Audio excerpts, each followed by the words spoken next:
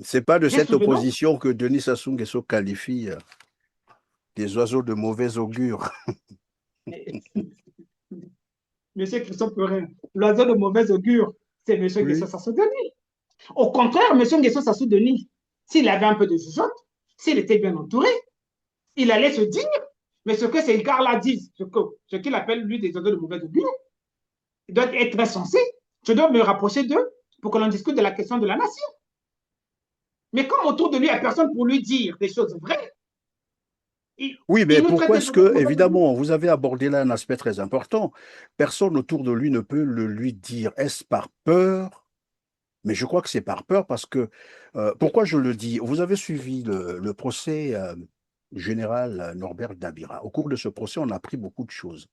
Un général s'inquiétait sur l'avenir de Mboshi, le général Nyangangatse Mbouala.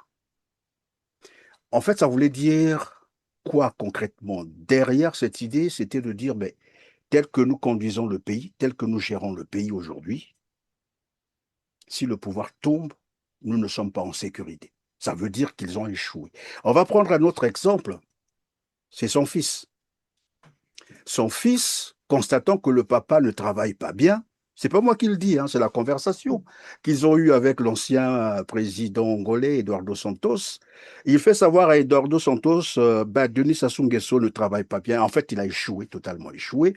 Et pour préserver le pouvoir, mais aussi certainement le clan, est-ce que vous pouvez nous aider à faire un coup d'État contre lui, c'est-à-dire le dégager de là par coup d'État militaire? Ça, c'est Denis Christel Sassou Nguesso, son fils, donc qui est proche de lui. Et tu comprends qu'au lieu de dire à son père directement, mais papa, qu'est-ce que tu es en train de faire là? Parce que là où tu nous mènes là, c'est droit au mur, c'est pas normal. Il faut penser à l'avenir, à ta famille et aux autres. Il y a cette peur-là de le lui dire, on préfère aller se confier aux autres, quitte à faire un coup d'État. Mais ça ne s'arrête pas là, il y a aussi le coup d'État de Norbert Dabira. Vous avez appris ce qu'il avait dit à ses amis, à ses collègues, pour justifier le coup d'État. Il dit à ses amis, à ses collègues, écoutez, le président travaille très mal. Il travaille très mal, il faut absolument le déposer. Mais comment le déposer? Bon, lui, il proposait encore qu'on l'abatte par un missile sol-air depuis son avion, ce qui a certainement fait reculer les autres, dit non, là c'est trop osé, c'est pas normal, jusqu'à l'abattre comme ça. Vous voyez qu'il y a un monde autour de lui, évidemment, qui constate que les choses vont très mal, très, très mal, mais qui n'ont pas le courage, évidemment, de le lui dire. À ce moment-là, on va se poser quand même la question de savoir qu'est-ce qui se passe concrètement, pourquoi ils ont peur comme ça. Et moi, je disais dans un édito que finalement, le système PCT, même le PCT lui-même n'existe plus. Ce n'est que le nom qui est resté. On a au Congo un système comparable à une secte. Et Sassou Nguesso, c'est le gourou, c'est-à-dire les autres, ce sont des fidèles. Et les fidèles n'ont rien à proposer à leur gourou, qui est Sassou Nguesso, sinon que de faire tout ce que Sassou leur demande de faire. Et on peut corroborer cela par des propos d'Ibombo qui disait, nous, on n'a pas de vision. C'est la vision du chef que nous mettons en œuvre. Donc, quand vous êtes en train de vous poser la question de savoir autour de lui s'il n'y a pas des gens pour lui dire, mais attendez, monsieur Sassou Nguesso, là où nous sommes arrivés, là, c'est pas normal. C'est trop grave. Mais je vais terminer par les propos de maître Robert Bourgi. Comme pour dire que Sassou s'est toujours comporté comme ça, comme un mercenaire. Robert Bourgi dit quoi à Sassou Nguesso? J'ai circulé dans ta ville, là. Je suis allé jusqu'à... Mais j'ai constaté que tu n'as pas de bonnes universités, tu n'as pas des hôpitaux, il n'y a pas d'école, les routes sont mauvaises. Qu'est-ce qui se passe, Denis? Et c'est Denis qui dit à Bourgi, comme il appelait Bourgi par... Comment il appelait chef, c'est ça, voilà. Comme tout bon Congolais chef. Oh, chef, t'occupe pas de ça. Ne t'occupe pas de ça, chef. Vous voyez ce que ça veut dire? Donc, même ceux qui peuvent lui proposer des bonnes choses, pour Sassou Nguesso, ça ne passe pas. Ce qui fait que, aujourd'hui, tous ceux qui critiquent son action, publique, bien entendu, ben pour lui, c'est des oiseaux de mauvais augure. Et qu'est-ce qu'il faut comprendre par là? Ça veut dire que pour Sassou Nguesso, sa vision, c'est de détruire le Congo. Si vous l'empêchez de le faire, vous êtes un homme à battre. C'est ce que moi j'ai compris. Après, je peux me tromper. Aristote écrivait dans l'éthique à Nicomaque que la politique est l'art suprême parce qu'elle a pour finalité le bien commun. non pas pour le bien d'un clan, mais pour l'intérêt général. Et il insistait, quand la raison disparaît de la tête de ceux qui dirigent une cité, celle-ci disparaît. Ce qui veut dire que au Congo-Brazzaville, si nous ne faisons rien, ce qu'on appelle la fameuse opposition parlementaire, qui copine avec un régime tyrannique, le Congo tend à la disparition.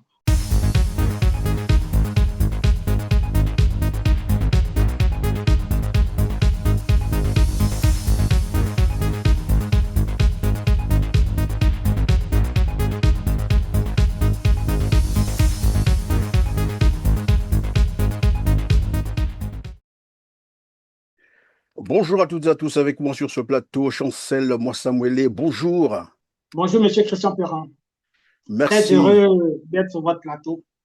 Merci beaucoup de nous rejoindre sur R7 pour commenter l'actualité congolaise, décrypter l'actualité congolaise avec nous. Alors, dans un article de Jeune Afrique publié le 1er juillet 2026, Jérémy Lissouba, fils du président professeur Pascal Lissouba, déclare que l'UPADES doit être capable de jouer son rôle de leader de l'opposition. On va quand même s'interroger, quelle crédibilité peut inspirer un homme qui, politiquement, a trahi non seulement son père, mais collabore désormais avec le régime tyrannique qui a non seulement chassé son père du pouvoir par les armes, mais en plus l'a condamné par contumace à 20 ans de réclusion criminelle et l'a traité de génocidaire. Cela va nous permettre évidemment de comprendre la nature, la vraie nature de ceux qui incarnent l'opposition au Congo-Brazzaville. Mais on va commencer par là. Vous connaissez Jérémy Lissouba? Merci, monsieur Perrin, pour la parole. Mais avant que j'aborde le cas Jérémy Lissouba, j'aimerais d'abord faire allusion aux démocrates congolais qui sont emprisonnés. Je pense là au général Jean-Marie Michel Mokoko. Je pense à Maître Kabel Masoka. Je pense à Makoma Pikassam. Je pense à Jean-Billy Mberi.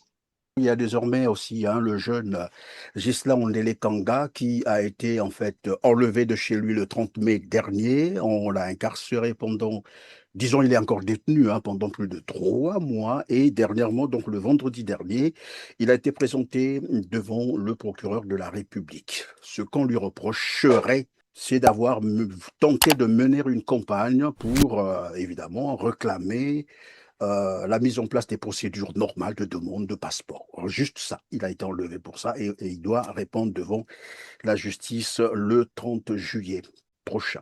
Donc, ils sont nombreux comme ça, des Congolais qu'on arrête, qu'on emprisonne, simplement parce qu'ils s'expriment parfois sur les questions de leur pays, alors que c'est un droit politique et civil. Ce qui est garanti par la Constitution d'ailleurs. Tout à fait. Nous n'allons pas oublier M. Fred Makita, qui d'ailleurs, j'aimerais lancer un appel aux jeunes, à la jeunesse congolaise qui fréquente le PCT, parce que ce qui est arrivé à Fred Makita peut leur arriver. Dès que vous avez de la lumière dans votre cerveau, le PCT mène un combat contre vous. Et ce qui signifie que les jeunes doivent se mobiliser contre ce parti. Une fois que j'ai dit cela, nous allons rentrer dans le vif du sujet. Mais il faut rappeler, comme vous l'avez dit, que M. Nguesso Sassou Denis est arrivé au Congo au pouvoir. Il est toujours arrivé par des coups d'État. Il y a celui de 1979 et le plus sanglant est celui de 5 juin 1997 qui a renversé. Le seul président élu démocratiquement au suffrage universel direct, c'est le cas de le signaler, son Excellence le professeur Pascal Lissouba, qui est le père biologique de M. Jérémy Lissouba. Et souvenez-vous, M. Perrin, sur une chaîne française, si ma mémoire est bonne, TF1, son Excellence le président Pascal Lissouba dit que M. Nguesso Sassou Denis est un homme infréquentable, qu'il n'a pas de cœur. Donc, je ne comprends pas comment est-ce que l'UPADES d'aujourd'hui, mené par M. Jérémy Lissouba, qui est le secrétaire général de ce parti, fréquente... En fait, ce n'est plus Pascal Ntati Mabiala? Je pense que M. Pascal Ntati Mabiala est président de l'UPADES maintenant. Le secrétariat général est assuré par Jérémy Lissouba, qui pense qu'ils vont aller aux élections pour incarner au législatif, pour incarner l'opposition congolaise. Mais moi, j'ai une question, c'est ce que je ne comprends pas. Pourquoi est-ce qu'ils ne sont pas allés au présidentiel? Parce que s'ils vont au législatif, ils auraient dû partir au présidentiel. Présidentiel, oui. Et c'est la deuxième fois Bon, que l'UPADES ne voilà. participe plus aux élections Donc, présidentielles. on se pose des questions. Et on dit sous roche. On se pose des questions. Autre chose, il se dit parti de l'opposition, monsieur Perrin. Mais l'UPADES soutient l'action du gouvernement. Est-elle vraiment de l'opposition? Moi, j'en C'est-à-dire, doute. quels sont les éléments d'appréciation là-dessus? L'UPADES Monsieur soutient Perrin, l'action du gouvernement, oui. monsieur Perrin, les faits, vous savez, les faits sont têtus. On a vu, avant, je suis passé sur votre chaîne et je vous l'ai dit, monsieur Honoré Ntaï, c'est tête médiocre, c'est le cas de le signaler, parce qu'ils font honte au Ah président de oui, l'Issouba. oui, oui, oui. Ils font honte au président de l'Issouba. Ce qu'ils font, je crains, moi, là, ce que je pense, si le président de l'Issouba ne s'est pas encore retourné dans sa tombe, parce qu'il y a des hommes honnêtes et dignes comme nous qui défendons, qui nous battons pour la démocratie au Congo-Brazzaville. Autrement, il se serait déjà retourné dans sa tombe. Je reviens à ce tête-là, Honoré Ntaï, qui, du vivant ou quand la démocratie vivait au Congo, il ne pouvait pas exister, ce monsieur-là.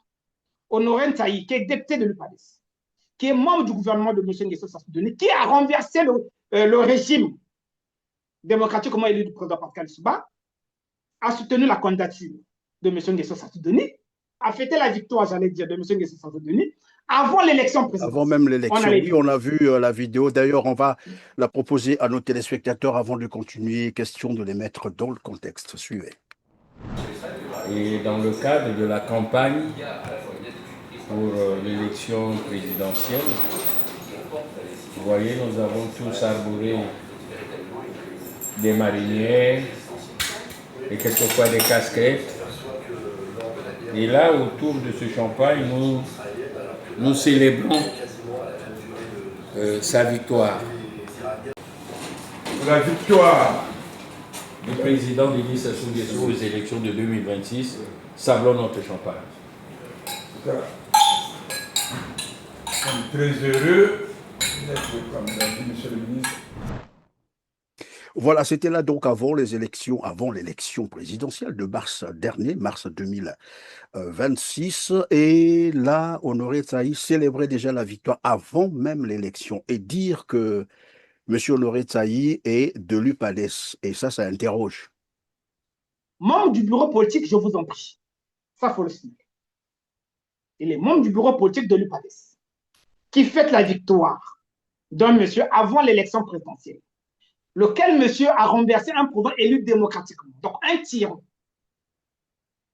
On ne peut pas dire aujourd'hui que l'UPADES est de l'opposition. On a suivi la fête des ventes de terre. Qu'est-ce que Le Premier ministre Anatole Colline Makoto, Makosso, oui, ça me rappelle, oui. on a vu ce qu'il a dit. Pour l'amour du Congo et pour l'amour des générations futures, ne vendons pas nos terres. Les Rwandais sont des personnes très, très dangereuses en matière de terre. Regardez ce qu'ils font en RDC. Merci beaucoup. Bien, on n'a pas vendu les terres. Mais monsieur le Premier ministre, vous n'en avez pas la preuve. Pourquoi ils ne disent pas la même chose au Rwanda?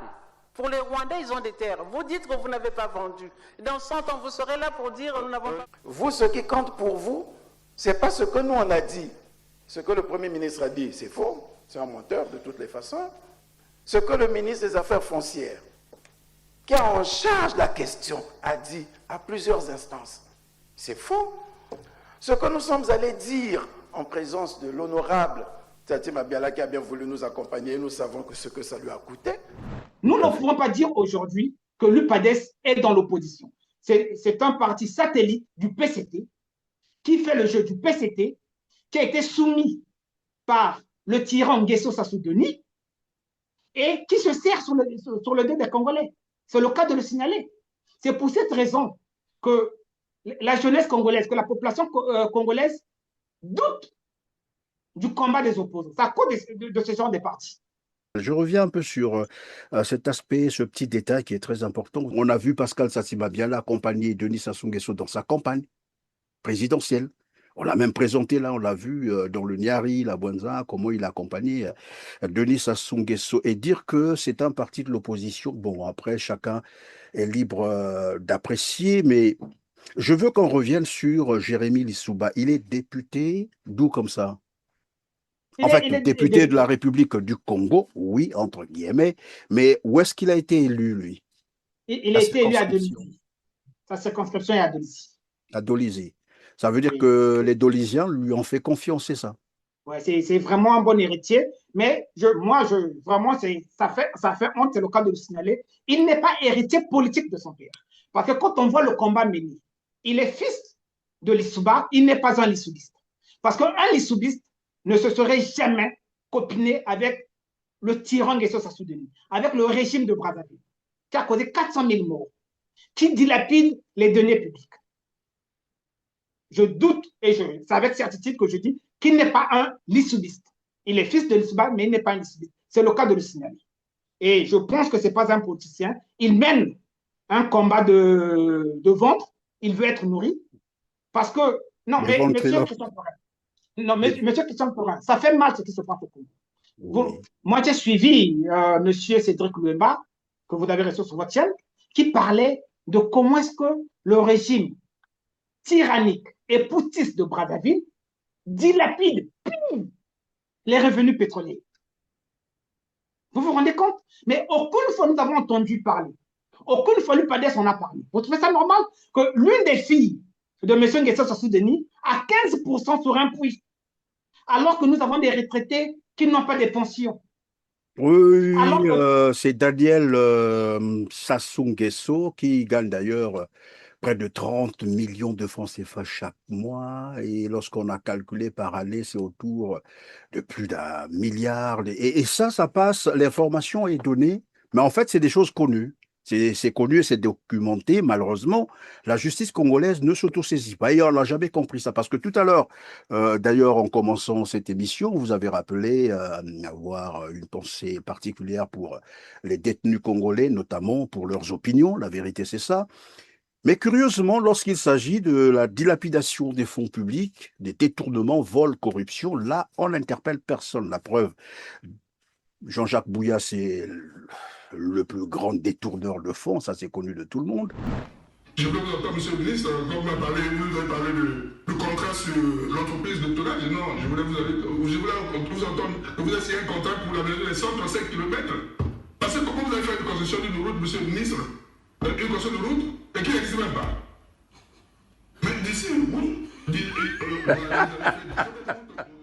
Bon, encore qu'ils servent de prête-nom, on peut peut-être aussi chercher à comprendre derrière, mais vous avez Gilbert Ondongo, ils sont nombreux autour de Sassou Nguesso. Dernièrement, c'est celui qu'on appelle Zidane Dongou, visé par un mandat d'arrêt international. Le voilà qui circule tranquillement dans, voilà, dans Brazzaville. Et donc, vous disiez tout à l'heure que, bon, les révélations de Cédric Louemba, évidemment, ont réveillé quand même un certain nombre de Congolais qui, jusque-là, en fait, ne croyaient toujours pas, malgré les informations données de manière permanente, en plus, par certains organes de presse. Mais Cédric Louemba est venu détailler pour expliquer aux gens que la famille Sassou Nguesso dilapide, mais de manière, j'allais dire, sans état d'âme, en fait, l'argent du pétrole congolais. Et cela a été prouvé, les éléments existent.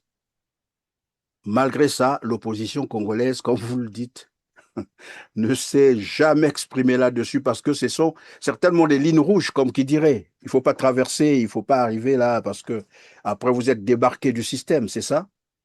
Tout à l'heure, à l'entrée de jeu, vous avez rappelé que son Excellence le Président, professeur Pascal Lissouba, avait été condamné à 20 ans d'emprisonnement, paraît-il, parce qu'il aurait bradé le pétrole à Oxy. C'était ça la raison. Jérémy Lissouba, il a l'Assemblée nationale. Il a les preuves que le pétrole congolais est détourné au bien de la famille de M. Nguesso Sassou Nguesso. Et il ne dit rien. Il ne dit rien pour laver l'honneur de son père.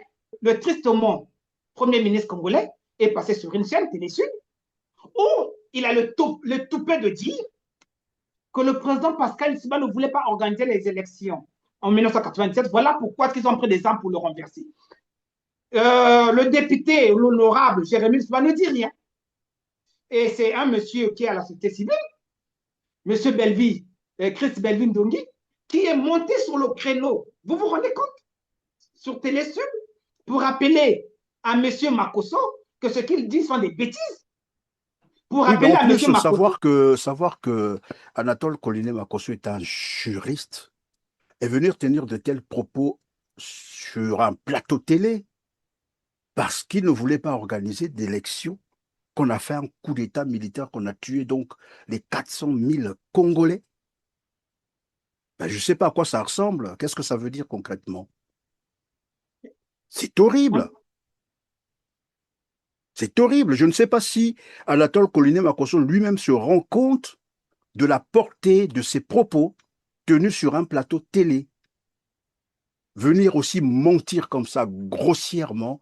Bon, après, ils vont dire, oui, il faut un peu de retenue, mais si vous avez des gouvernants comme ça, gouvernants entre guillemets, qui manquent du respect aux Congolais, c'est bien de communiquer, mais il faut toujours se dire qu'en face de nous, il y a une population, il y a un peuple qu'il faut respecter. Mais lorsqu'on manque du respect au peuple congolais, comment voulez-vous que le Congolais puisse vous respecter? En fait, c'était juste une petite parenthèse. On va y revenir tout à l'heure. Alors, revenons sur Jérémy Lissouba. Quand Jérémy Lissouba dit l'UPADES doit être capable de jouer son rôle de leader de l'opposition, en fait, en filigrane, à quoi il pense concrètement, selon vous? Monsieur Christian Perrin, je ne peux pas vous En dire fait, à quoi il il croit à pense. cette opposition, c'est ça? Non, je sais qu'il ne croit pas à cette opposition. Voilà pourquoi je vous dis que je ne peux pas vous dire ce qu'il pense. Parce que dans une tyrannie, il ne peut pas avoir des mécanismes de démocratie. Donc, du coup, il ne peut pas avoir d'opposition parlementaire. Mais ils disent qu'ils ont des institutions, ça veut dire que c'est ça la C'est démocratie. du Canada Dry, monsieur Christian Perrin. C'est du Canada Dry. Ils font semblant de montrer à l'opinion internationale qu'il y a des institutions. Mais monsieur Christian Perrin, dans cette assemblée, n'y a-t-il pas eu un député de cette assemblée qui a dit, qui est neveu du président, de l'actuel président du Congo, qui a dit qu'ils ont empêché le père de l'honorable Jérémy Lissouba de gouverner en formant des bébés noirs? Tout à fait, c'est le député des Verts Moignier. D'ailleurs, il est encore là, il est rentré au Congo, là, alors qu'il était poursuivi en justice. On ne sait même pas qu'est-ce que ça donne aujourd'hui. Vous avez entendu Jérémy Lissouba, député, un honorable de son État, s'exprimer là-dessus? Ou même Pascal Tsatsi-Babiala, pas seulement Jérémy, Pascal Tsatsi-Babiala aussi devait s'exprimer là-dessus. Monsieur Christian Perrin, vous vous rendez compte? Donc, je sais qu'ils sont dans une compromission. Comme je vous ai dit d'entrée de jeu, ils sont là pour manger, pour détruire le Congo. Ils font aucun effort pour la chute du gouvernement de M. Nguesso Sassou Denis, parce qu'ils savent que si dès que M. Nguesso Sassou Denis tombe, nous allons leur demander des comptes. La justice révolutionnaire mènera des enquêtes. On n'aura pas besoin de mener les enquêtes pendant 6 ans ou 10 ans, parce que nous avons déjà des preuves. Ils seront jugés. Ils le savent. Quand M. Makosso passe dans des médias pour raconter des bêtises qu'il dit, parce que M. Makosso sait que lui, M. Makosso, il ne peut pas gagner une élection libre, transparente, démocratique et apaisée. Pourquoi est-ce qu'ils ont failli tuer ils ont empêché le RFC de participer aux élections? Pourquoi? Parce qu'ils savent que si le RFC, si les conditions de transparence, la gouvernance électorale, elle voilà, était claire et bonne, ils savent qu'ils ne peuvent pas gagner une élection. Ça, ils le savent. Et d'ailleurs, on n'a pas compris pourquoi, dès lors qu'on avait annoncé ça, c'était les premières heures, hein, lorsqu'on a annoncé la création de cette plateforme politique, le RFC, Rassemblement des forces du changement, très vite, il y a eu une réaction vigoureuse du PCT, et c'est Parfait Iloki qui est passé à la télé, donc le porte-parole du PCT, je ne sais pas s'il est toujours, mais il a été tellement virulent pour attaquer, et là, il parlait même pour lui, en fait, il avait considéré que c'était une manière de déterrer la hache de guerre. C'est comme s'ils n'avaient pas vraiment apprécié que cette plateforme naisse. Alors, c'était là le début même. Il fallait tout faire pour les empêcher à aller à l'élection, à ce que je sache. Monsieur Tressopora, au Congo, dans notre très cher beau pays, quel est le parti qui a toujours pris les gens pour arriver au pouvoir? C'est le PCT. Donc, quand M. Parfait Iloki passe pour raconter ses bêtises, il confirme ce que disait le Premier ministre d'Acosta, qu'au PCT n'est que des êtres médiocres. Pourquoi est-ce qu'ils ont failli? Il y a un opposant qui avait été enlevé chez lui la nuit, qui a été torturé pendant 10 jours. Et ils étaient dans un cours d'eau. Pourquoi est-ce qu'ils ont torturé la Bouiti? Pourquoi est-ce qu'ils ont failli tuer la Bouiti? Parce qu'ils savaient que la Bouiti les mettait en difficulté. La Bouiti candidat aurait peut-être battu M. Nguesso Sassou-Nguesso. Quand je dis aurait peut-être, parce que je suis convaincu qu'il serait peut-être allé au second tour avec un leader du RFC. Et comme nous connaissons tous que M. Nguesso Sassou-Nguesso est incapable de participer, d'arriver à un second tour, il aurait été éliminé. Ben, donc, oui. Au vu de tout ce que nous disons, M. Perrin, mais avant de continuer, pardon, je vais proposer un extrait de l'ancien Premier ministre d'Acosta qui parlait des médiocres. En fait, ils avaient quitté le pays à cause de ces médiocres. Après plusieurs décennies à l'étranger, ils sont rentrés au pays. Ils sont venus retrouver les mêmes médiocres et c'était insupportable. Suivez. C'est mon pays. Je suis né ici et j'ai dû le quitter parce que des êtres médiocres ont accédé aux combines du pouvoir. J'ai dû quitter ce pays pour sauver ma vie parce que des êtres médiocres accédant aux combines du pouvoir ont mis en péril la vie de cadres formés au niveau le plus élevé de l'université qui sont rentrés au pays pour se mettre au service du pays et qui ont dû fuir en face de ces êtres médiocres. 25 ans après, je rentre et je trouve ces mêmes êtres en face de moi, prêts à dicter au peuple toujours la même médiocrité, toujours le même goût du crime. Et ça, c'est insupportable. Voilà, Chancel Samuel, pour D'Acosta, les médiocres ont pris le Congo en otage et c'est insupportable. C'est la nature, évidemment, de ce genre d'opposants que le Congo a désormais et c'est l'image de ce que nous sommes en train d'analyser, par exemple de Jérémy Lissouba, mais ils sont nombreux comme ça. Est-ce que pour autant, tous les opposants se comportent... Enfin, j'allais dire, est-ce que pour autant, les Congolais ne devaient plus faire confiance à tous les opposants? Est-ce que tous sont pareils? Monsieur Tristan, vous m'excusez, j'aimerais faire un petit rectificatif. Je comprends que vous êtes dans votre rôle, mais j'aimerais pas qu'on parle de l'opposition parlementaire, parce que pour moi, elle n'existe pas.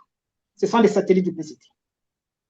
Parce qu'au vu de tout ce que nous avons dit, la seule opposition qui existe, c'est l'opposition dite extra-parlementaire, représenté aujourd'hui par le RFC, donc M. Clément Mirassa, et l'opposition qui est en exil, incarnée aujourd'hui par le CRC. Et reconnu d'ailleurs par la loi des partis au Congo, c'est le premier article, hein. Les gens peuvent lire l'opposition extra-parlementaire, oui, ça existe. Donc, moi, cette opposition qu'on appelle parlementaire, elle n'existe pas. Ce sont des partis satellites qui sont élus, ce ne sont pas des élections, ce sont du copinage qui se fait entre eux, X sera élu, Y sera élu, en contrepartie, vous allez vous taire à l'Assemblée. Donc, moi, je ne parlerai pas d'opposition parlementaire, elle n'existe pas.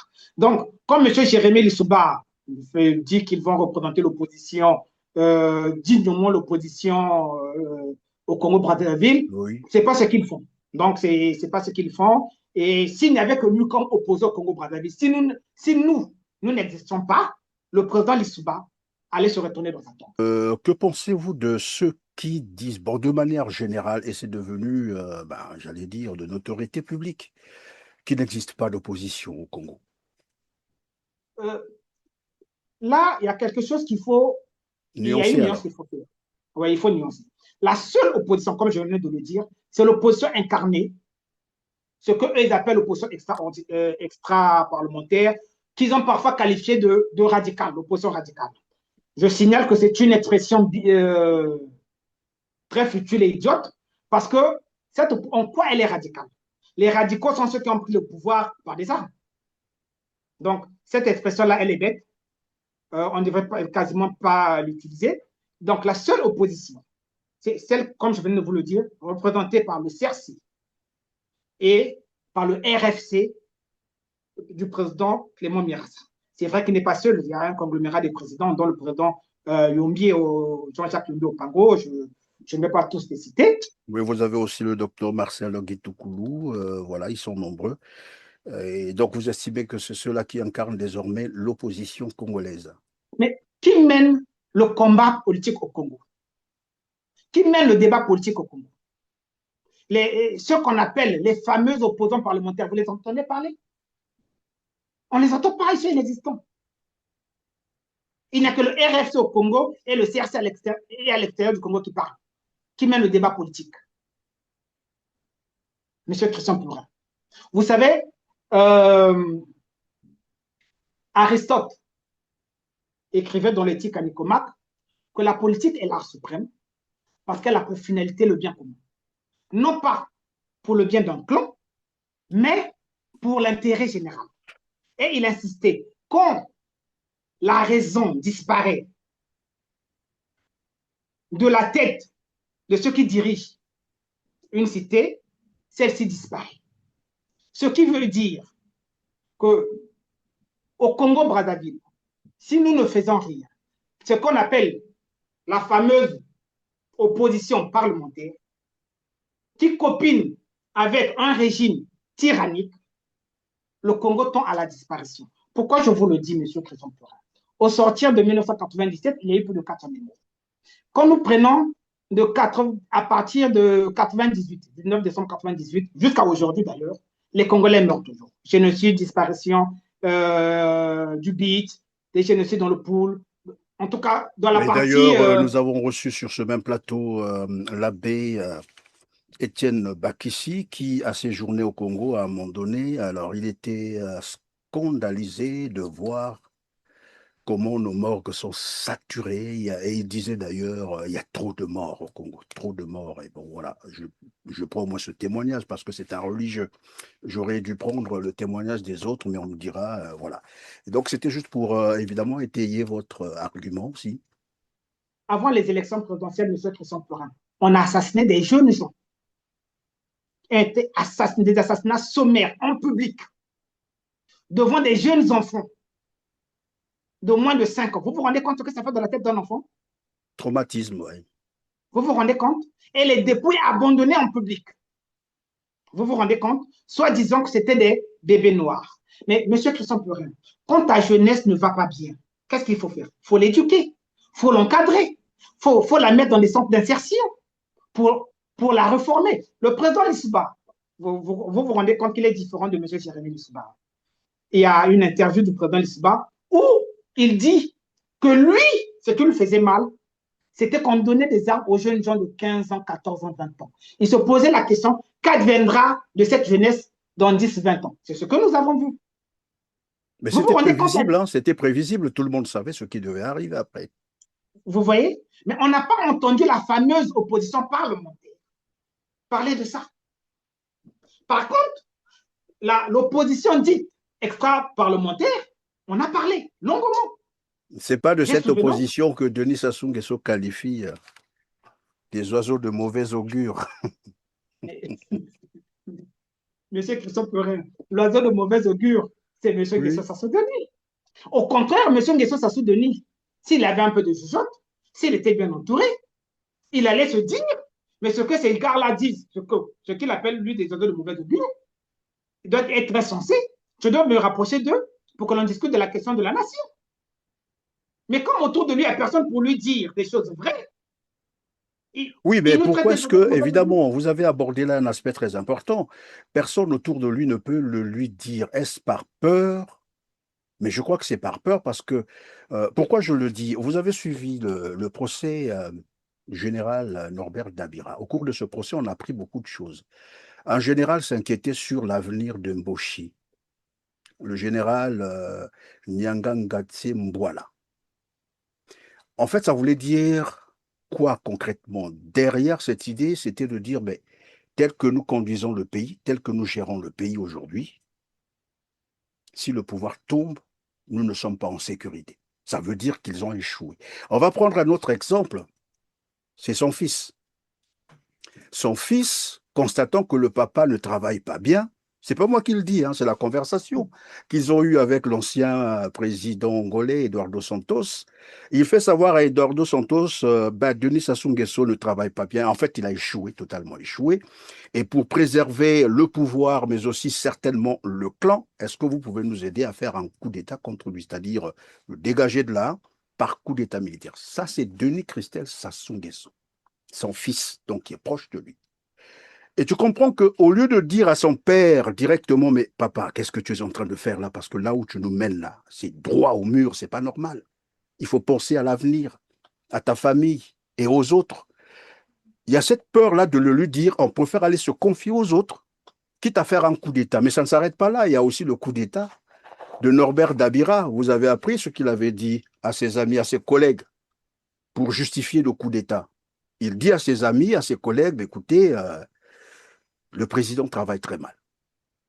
Il travaille très mal, il faut absolument le déposer. Mais comment le déposer? Bon, lui, il proposait encore qu'on l'abatte par un missile sol-air depuis son avion, ce qui a certainement fait reculer les autres, dit non, là c'est trop osé, c'est pas normal, jusqu'à l'abattre comme ça.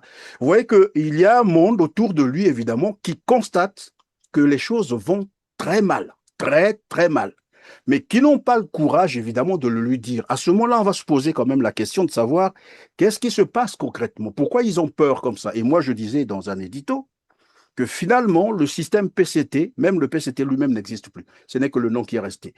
On a au Congo un système comparable à une secte. Et Sassou Nguesso, c'est le gourou, c'est-à-dire les autres, ce sont des fidèles. Et les fidèles n'ont rien à proposer à leur gourou, qui est Sassou Nguesso, sinon que de faire tout ce que Sassou leur demande de faire. Et on peut corroborer cela par des propos d'Ibombo qui disait « Nous, on n'a pas de vision. C'est la vision du chef que nous mettons en œuvre. » Donc, quand vous êtes en train de vous poser la question de savoir autour de lui s'il n'y a pas des gens pour lui dire « Mais attendez, monsieur Sassou Nguesso, là où nous sommes arrivés, là, c'est pas normal. C'est trop grave. » Mais je vais terminer par les propos de maître Robert Bourgi. Comme pour dire que Sassou s'est toujours comporté comme ça, comme un mercenaire. Robert Bourgi dit quoi à Sassou Nguesso? J'ai circulé dans ta ville, là, je suis allé jusqu'à... Mais j'ai constaté que tu n'as pas de bonnes universités, tu n'as pas des hôpitaux, il n'y a pas d'école, les routes sont mauvaises, qu'est-ce qui se passe, Denis? Et c'est Denis qui dit à Bourgi, comme il appelait Bourgi par... Comment il appelait chef, c'est ça, voilà, comme tout bon Congolais chef. Oh, chef, t'occupe pas de ça.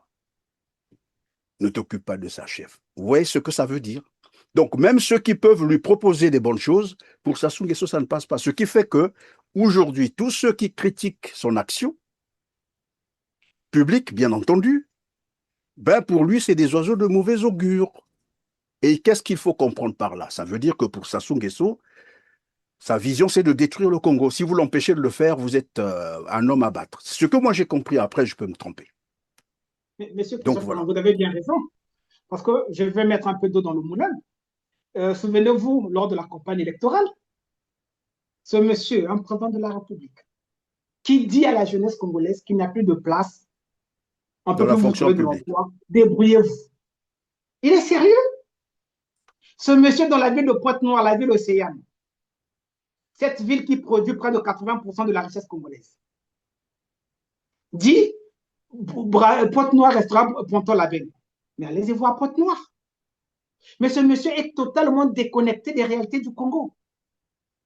Ou Quand peut-être vous qu'il le n'est dites, pas, non, Chancel, moi je n'épouse pas cette option déconnectée, on va dire, oui, on va l'exempter de beaucoup de choses. Sassou est conscient de ce qu'il fait en réalité. Il faut que les gens comprennent ça. Sassou est là pour une mission précise. Maintenir les Congolais en esclavage, leur priver de tout, les terroriser et faciliter évidemment le pillage des ressources du Congo. Parce que si vous êtes en paix, Les entreprises qui opèrent au Congo, donc qui sont ses soutiens, les multinationales pétrolières chinoises, françaises, américaines, italiennes, qui tournent autour, ne peuvent fonctionner telles qu'elles fonctionnent que si jamais Sassou Nguesso peut continuer à maintenir les Congolais en l'état. Vous empêchez de réfléchir, vous empêchez de vous soigner, vous empêchez d'étudier, parce qu'il ne faut pas un jour que vous arrivez à poser des questions qui fâchent. Donc, il faut que tout le monde soit bête. Vous empêchez d'entreprendre, parce qu'on ne peut pas nous expliquer aujourd'hui pourquoi ils vont célébrer 66 ans d'indépendance du Congo. Comment on n'a pas pu donner l'électricité aux Congolais alors que l'électricité est disponible au Congo. Il y a le fleuve à côté. Nous avons un réseau hydrographique très dense. On peut acheter des éoliennes, on peut acheter des plaques solaires, pourquoi pas. Mais pourquoi on prive l'électricité aux Congolais? C'est pour les empêcher d'entreprendre. Il ne faut pas devenir riche. Et vous voyez qu'au Congo, on a même tué la classe moyenne. C'est fait exprès. Donc, Sassou a une vision, en fait, mais c'est une vision de destruction du Congo. Et ça, les gens doivent le comprendre. Et quand vous commencez à vous opposer à cette vision, vous devenez un homme à abattre. Simplement ça. Moi, c'est comme ça que j'ai compris ça.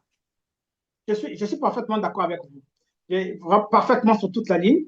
Je pense même que M. Nguesso Sassou Doni aurait voulu participer à la colonisation du Congo, être le valet des colons. Et c'est ce qu'il est, c'est ce qu'il fait d'ailleurs. Parce que ce qu'il fait, comme les colons d'ailleurs, tu pilles le Congo, tu vas investir chez les autres. C'est ce qu'il fait. Vous connaissez son modèle, le modèle de Sassou? Mais c'est Debraza. Il a érigé... il a érigé... Encore, monsieur Christian Perrin, mais cette affaire de Debraza, il faudrait qu'on en parle. Parce que moi, ça me fait mal. Parlons un peu, ouvrons une petite parenthèse autour de Debraza. Un colon, on connaît tout ce qui signifie colonisation. Un colon à qui on a bâti un mausolée au cœur de Brazzaville. Alors que le premier président congolais, J. dans la Brousse, là, ça c'est le père de l'indépendance, J. dans la Brousse, alors que Alphonse Massamba Deba, son excellence le président Alphonse Massamba Deba, n'a pas de temps, on ne sait pas où est Alphonse Massamba Deba, alors que le président Lissouba n'est pas sur ses terres, vous trouvez ça normal? Et même Marin Wabi, on pouvait faire semblant, désormais ça a disparu. Voilà, le père fondateur du PCT. Celui sans qui M. Sassou Nguesso n'aurait jamais été. Vous trouvez ça normal? Mais on crée quand même, on construit un mémorial pour Debraza, un colon qui a assassiné, qui a violé, qui a assassiné. Donc il y a un problème quand même, non? Cette affaire que je vais utiliser le mot, je n'aime pas trop l'utiliser, cette affaire de viol a été dite par un cerveau bleu congolais, Théophile Obenga. Et il a violé une princesse Téké, donc notre princesse à nous. Et c'est à celui-là que l'on construit un mausolée. Et c'est celui-là que nos enfants vont aller voir. Comme modèle. Mais c'est une honte. Chancel Mouassamouélé, pardon, avant de continuer, Chancel Mouassamouélé, je vais proposer à nos téléspectateurs. Tout à l'heure, vous avez rappelé les propos de Denis Sassou Nguesso qui dit à la jeunesse, il n'y a plus de place à la fonction publique. Au début, c'était risible, les gens pouvaient en rire, mais c'est une réalité. On va vous proposer un reportage sur, je ne sais pas ce qui s'est passé concrètement, il y a eu un petit bruit comme ça de recrutement à la fonction publique, et alors ça a été un scandale. On va suivre le reportage et on revient. Les personnes que vous voyez en image ne viennent ni d'une activité politique ni d'une croisade d'évangélisation. Elles sont tout simplement à la recherche d'un emploi. Depuis quelques jours, ces Congolais se rendent chaque matin à la direction générale de la fonction publique pour le dépôt de leur dossier. Ce vendredi, nous nous sommes rendus sur place pour constater la situation. À notre arrivée, c'est le chaos. Portail cadenassé et presque toutes les portes fermées. Selon les informations recueillies sur le terrain, la direction générale de la fonction publique a décidé de fermer ses bureaux ce vendredi pour débordement. Les demandeurs d'emploi s'expliquent. J'ai reçu l'information à travers les réseaux sociaux. Il y a d'autres qui étaient déjà passés. Il y a de cela, je crois, une semaine ou encore plus d'une semaine. Je dépose mon dossier. Et ils m'ont demandé de repasser une semaine après pour le retrait du talon. Mais sauf que quand j'arrive sur place, il y a les agents de l'ordre public qui sont en train de nous repousser. Je voudrais savoir qu'est-ce qui se passe exactement. Ils ne veulent pas nous dire la vérité. Le dossier, on a signé parce que la retient le dossier. Donc, on a battu une école de formation, on a battu une licence, on a battu BBC, mais il y en a l'homme qui a code saki.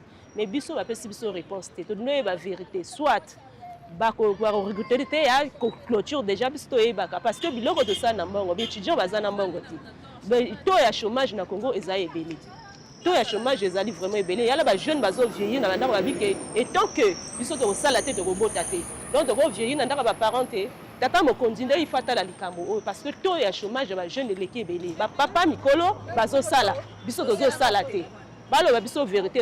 C'est pas normal. Un parent qui élève son enfant au prix d'un sacrifice, un enfant à 55 ans, un enfant à 45 ans, mais cet enfant a des diplômes, master, licence, bac, mais l'enfant ne travaille pas. Et le parent va continuer à le faire nourrir jusqu'à quand? Mais pourtant, c'est à cet enfant-là qui devrait prendre le relais pour son papa.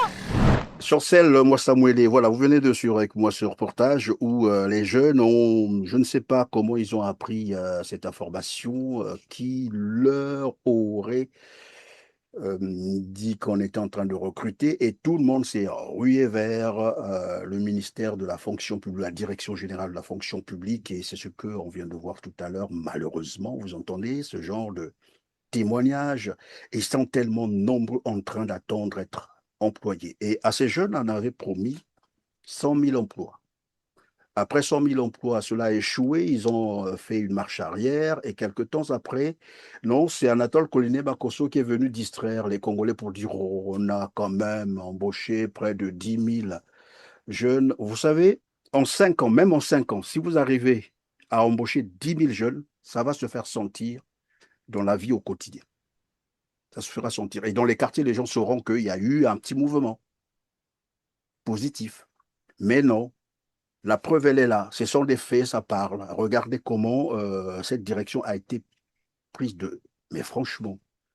Et on comprend ce qu'est devenu le Congo.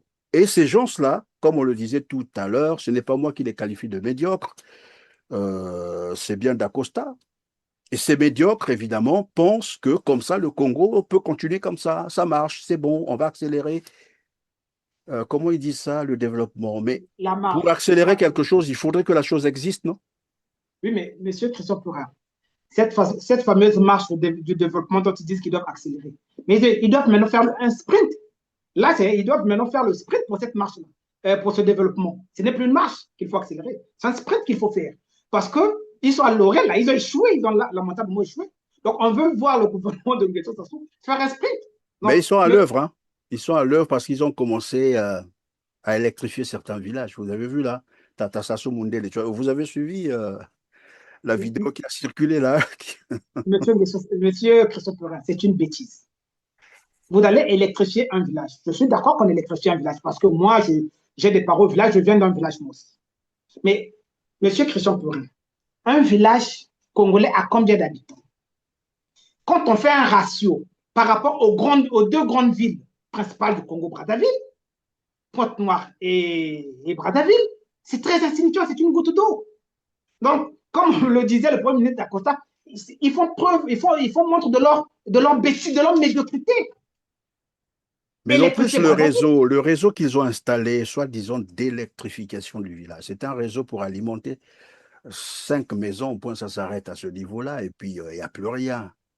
Bon, après, je sais pas, mais bon, on peut longtemps épiloguer finalement sur ce régime, sur Sassou Nguesso. J'ai l'impression que c'est difficile de comprendre ce monsieur. C'est difficile. Un expert qui vous dira qu'il a compris le Congo, je crois que soit il a très mal compris, mais ça devient très, très inquiétant, ce qui se passe au Congo, très inquiétant. Chancel Moissamouélé, on va déjà vers la fin, évidemment, de cette émission. Je reviens sur, évidemment, Jérémy Lissouba et l'opposition congolaise, parce que c'est ça le problème aujourd'hui. Tout le monde est désespéré, tout le monde dit qu'il n'y a plus d'opposition au Congo. Bon, ceux qui peuvent faire quelque chose, apparemment, ils ont aussi un petit souci de moyens, parce que c'est ça aussi la politique, hein. Faire la politique, il faut disposer les moyens de son action. Or, ça aussi, ça semble poser problème. Mais quelle alternative? Parce que certains parlent de dialogue. Est-ce que c'est une option plausible? Monsieur Christian Pourin, pour l'amour du Congo, nous devons dialoguer. Pour l'amour du Congo, nous devons dialoguer. D'ailleurs, c'est constitutionnel. Seulement, M. Nguesso Sassou-Nguesso et son régime ne respectant pas du tout la Constitution parce que vous savez qu'il est dans une situation manifeste d'incompatibilité constitutionnelle. Ne veut pas mettre la Constitution en place. Donc, il ne veut pas mettre la Constitution, il ne veut pas respecter ce conseil de dialogue. Ça, il ne veut pas le respecter. Une autre option nous est donnée. Si M. Nguesso Sassou-Nguesso ne veut pas dialoguer avec nous aujourd'hui, parce que nous ne voulons pas commettre la même erreur avec la conférence nationale, s'il ne veut pas dialoguer avec nous aujourd'hui, il nous reste une option, c'est la révolution populaire. C'est la seule option que nous faisons et nous travaillons pour cela. Non pas parce que nous sommes contre qui que ce soit, mais tout simplement parce que l'intérêt général de la nation dépasse toute chose. C'est par l'amour du pays, parce que nous voulons délivrer ce pays, parce que nous voulons sauver ce pays, que nous souhaitons la chute de M. Nguesso Sassou-Nguesso. Nous ne souhaitons pas qu'il y ait des morts au Congo. Nous voulons dialoguer. Ce qu'il ne veut pas faire, bien, nous travaillons. Je ne vous dirai pas tout aujourd'hui, tout ce que nous faisons, mais vous devrez savoir que nous travaillons pour une révolution populaire et pacifiste au Congo-Brazzaville. Souvenez-vous, ça, il faudrait que les populations congolaises le sachent. Quand lui, il dit que le verre est dans le fruit. Mais le fruit, c'est quoi? Le fruit, c'est le Congo. Et le verre, c'est qui? C'est M. Nguesso Sassou-Nguesso et le PCT. Avec lui, il faut parler de Ténia, en fait. Hein. C'est très gros, là. Donc, c'est lui que nous allons sortir du fruit. Donc, peuple congolais, vous avez l'occasion et la chance unique pour sauver votre pays, c'est d'enlever le verre qui est représenté par le PCT, M. Nguesso Sassou-Nguesso, du fruit qui est le Congo. C'est très simple, monsieur. Alors, moi, je voudrais vous faire réagir, comme évidemment pour conclure, et votre réponse, évidemment, comptera pour le mot de la fin. C'est sur cette série de mariages auxquels nous sommes en train d'assister depuis un certain moment. C'est une série, voilà, ça s'enchaîne dans la famille Sassou Nguesso. C'est les mariages princiers à coups de milliards. Dans le même temps, les Congolais sont dans la misère en train d'observer, de regarder. Alors, que faut-il en dire? Dernièrement, on a vu même une vidéo où, voilà, la fille de Willy Nguesso, qui circule encore hein, sur la toile pour montrer comment ces gens-là, mais évidemment, se moquent des Congolais. Elle n'est pas seule en plus. Celle-là encore, elle s'est affichée. Il y a une de, je crois, c'est la fille d'Okemba, celle-là, qui avait prêté 1 milliard, c'est ça, non? 1,5 milliard à son mari ou à son copain, voilà. Donc, on comprend par là que pendant qu'on dit aux Congolais qu'il n'y a plus d'argent dans les caisses de l'État, de l'autre côté, il y a un petit Congo qui s'est formé autour de Sassou Nguesso, qui peut piller toutes les ressources du pays et en train d'en faire ce que nous sommes en train tous de regarder, impuissamment d'ailleurs, puisque ils vont faire ces mariages, ils s'affichent, ça balance sur le net, les Congolais commentent, tout le monde s'engouffre là-dedans, pour soit ceux qui vont acclamer, d'autres qui vont s'indigner. Dans le même temps, une bonne partie de la population congolaise, notamment plus de 70% de la population congolaise, est dans la misère totale. Qui même pour trouver de quoi mettre sous la dent, c'est toute une gymnastique. Vous avez des semaines où vous n'avez pas d'électricité, vous n'avez pas d'eau, les routes, vous prenez le transport, tout le monde sait ce qui se passe, et dans certains quartiers, le transport en commun se fait encore avec des pirogues. Nous sommes au quartier Mayanga, dans le secteur d'Imousoso, une agglomération à forte concentration de la population relevant de l'arrondissement 8 Madibou. Ici, les habitants sont obligés de traverser le Doué par pirogue pour se rendre dans les différents quartiers de Brazzaville. C'est le cas de Finontolo, un jeune exerçant au marché Total en attente d'une pirogue. Selon lui, cette voie navigable reliant Mayanga à Kinsundi vers Barrage constitue un raccourci moins coûteux. Avec son fond, on peut traverser et prendre l'autre moyen à 150 francs pour arriver jusqu'au marché Total, bien de l'autre côté de la ville. Ce chemin-ci, c'est un raccourci pour facilement aller à Kinsundi au lieu de prendre encore le transport qui me ferait prendre 2 bus au lieu d'un. Donc, d'où j'ai préféré couper sur ces voies. Si tu essaies de prendre à Mayanga jusqu'à Texaco, ça peut te coûter même 500 000 francs comme ça. La traversée par pirogue sur le Dieu est moyennant une pièce de 100 francs CFA. Au regard de l'importance du trafic sur cette voie navigable et de difficultés endurées, les populations sollicitent la construction d'un pont reliant Mayanga-Kinsundi pour une mobilité plus aisée. La population souffre vraiment énormément. Si les autorités peuvent penser à nous, si vraiment les autorités peuvent penser à mettre un pont, on aura la facilité de traverser. Comme il n'y a pas de pont, on est en train de prendre le pirogue. Pour cet homme exerçant non loin du quai de Kinsundi, la construction d'un pont est une urgence, car aux heures indiquées pour l'arrêt des activités de la pirogue, il se pose un véritable problème de mobilité des personnes et des biens. Il y a des risqueurs. Quand il arrive ici, il n'a rien. Pour contourner là-bas de Total et jusqu'à B52 là-bas pour revenir encore ici, il préfère nager la nuit. La construction d'un pont, vraiment, c'est très, très indispensable. Le trafic sur le Dieu commence à 6 h et se termine à 17 h. Même les marchandises passent également par cette voie navigable qui constitue un moyen important de transport.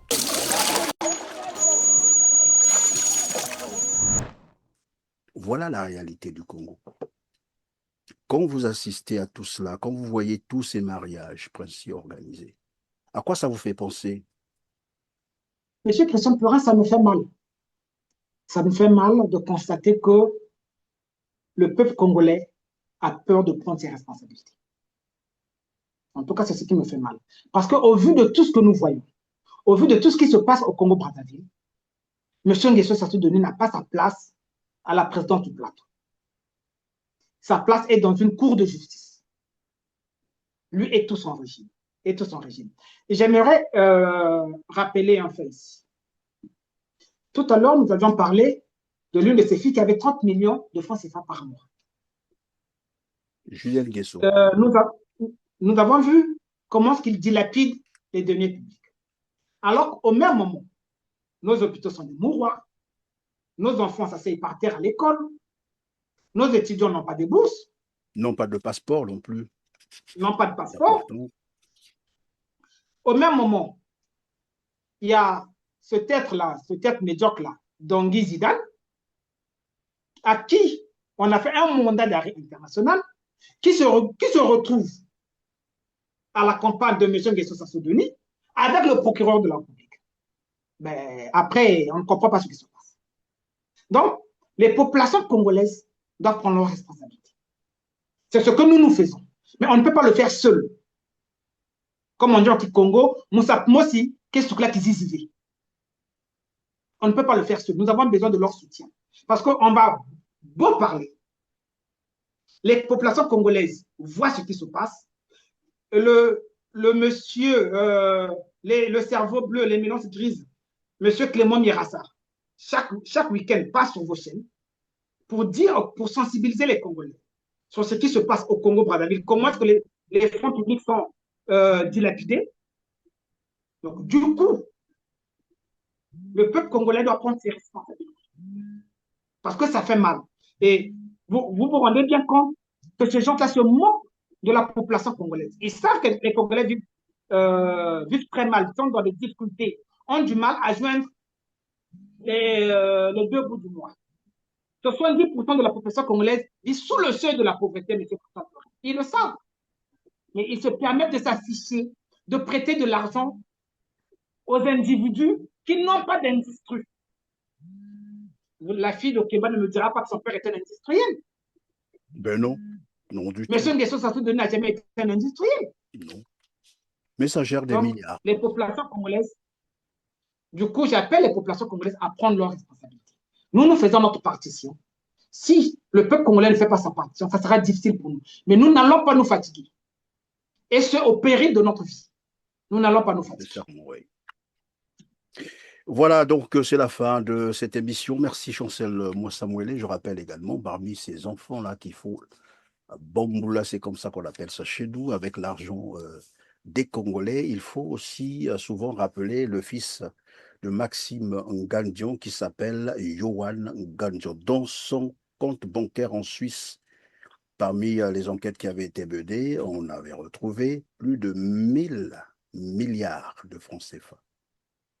De l'argent du Congo. 1000 milliards de francs CFA et ce compte avait été saisi par la Suisse. Cet argent, c'est volatilisé comme ça, où le Congo a perdu 1000 milliards comme ça. Vous imaginez 1000 milliards dans un compte d'un privé. Et lorsqu'on parle de détournements, de vols, vous avez des gens qui viendront vous dire oui, mais qu'est-ce que ça fait? Il faut les laisser comme ça. Nous, on aime ça comme ça. Ça, c'est encore les snipers du net. Bon, mais écoutez, comme on l'a dit, nous aussi, on ne se fatiguera jamais. On va continuer à informer. Et c'est le droit que disposent les Congolais de savoir tout ce qui se passe.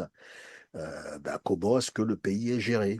Ils ont ce droit-là de le savoir et nous allons les aider à le savoir. C'est notre devoir.